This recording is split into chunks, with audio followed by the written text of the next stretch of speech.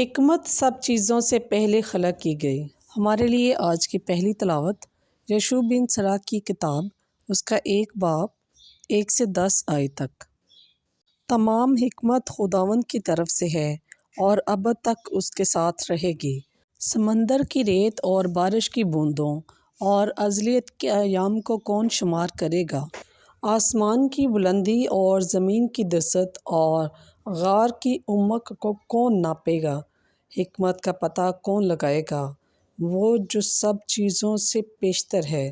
حکمت سب چیزوں سے پہلے پیدا کی گئی اور دانائی کی فہمید ازل سے ہے۔ خدا کا کلمہ بلندی میں حکمت کا چشمہ ہے اور ازلی احکام اس کی راہیں ہیں۔ حکمت کی جڑ کس پر ظاہر ہوئی اور کس نے اس کی مشاورتوں کو جانا؟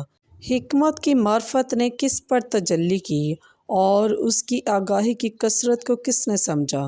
ایک ہی ہے جو دانش مند اور نہایت مہیب اور اپنے تخت پر بیٹھنے والا ہے، یعنی خداوند، جس نے اسے پیدا کیا اور دیکھا اور شمار کیا، اور اس نے اسے اپنی نعمت کے مطابق اپنی سب مصنوعات اور ہر بشر پر نازل کیا اور اسے اپنے پیار کرنے والوں کو بخشا۔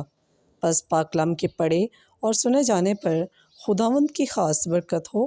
خداوند کا شکر ہو۔